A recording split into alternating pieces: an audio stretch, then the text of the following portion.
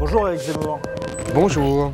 Vous revenez sur cette tribune de généraux publiée le 13 avril dernier. Certains ont noté que sa publication par la suite chez nos confrères de Valeurs Actuelles intervient le 21 avril, soit à la date anniversaire du putsch des généraux français à Alger. Vous faites un lien entre les deux ?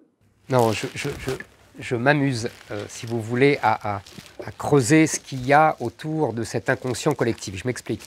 D'abord, je note simplement que, comme vous l'avez dit, l'appel, en vérité, a été publié le 13 avril. Donc, aucun rapport avec le 21 avril. Et c'est le journal Valeurs Actuelles qui l'a repris le 21 avril. Donc, évidemment, on leur fait un mauvais procès. Mais essayons quand même de creuser cette histoire parce qu'elle est révélatrice de notre inconscient collectif.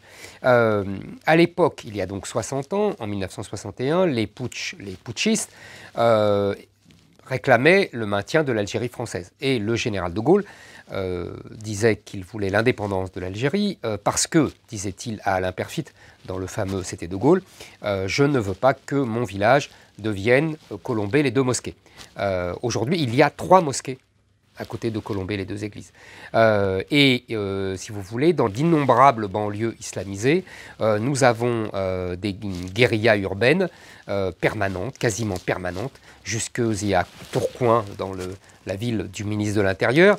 Donc c'est pour vous dire qu'il y a une certaine réminiscence de toute cette histoire.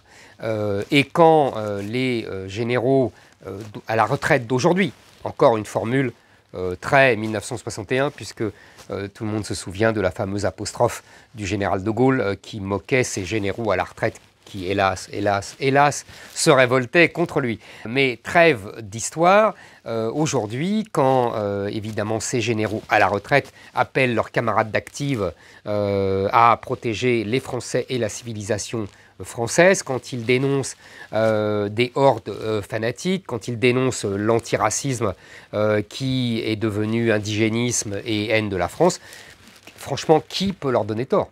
Qui peut nier leur patriotisme sincère et leur légitime inquiétude ?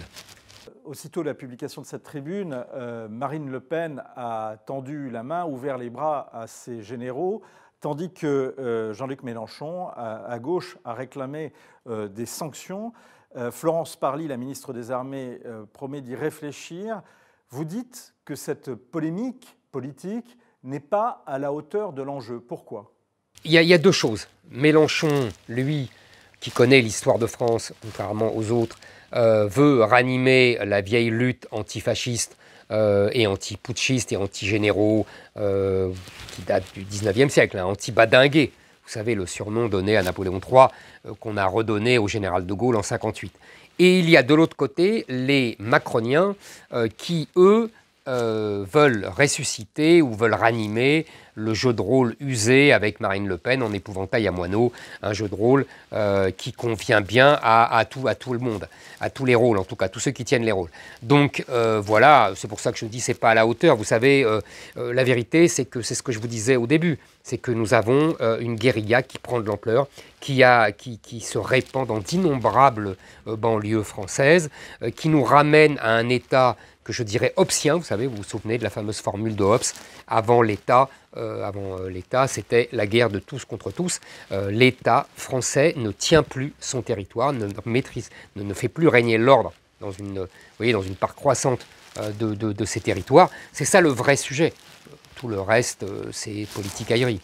Alors justement, que pensez-vous des gens qui veulent que l'armée joue aujourd'hui un rôle, en tous les cas contribue au règlement de cette situation ? Si vous voulez, c'est ce que je dis, il y a de plus en plus de gens qui pensent qu'il n'y aura pas d'autre solution. On sait que l'armée, pour l'instant, ne le souhaite pas, ne le désire pas, le pouvoir politique non plus. Personne ne peut le désirer car ça prendrait des proportions inédites. Et qu'en plus, je pense que l'armée française à l'heure actuelle, n'est pas organisée pour lutter contre ce genre de guérilla.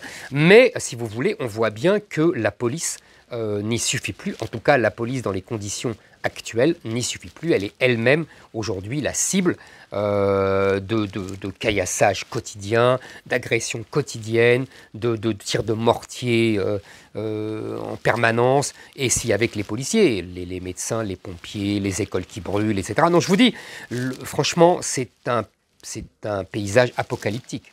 Merci Éric Zemmour.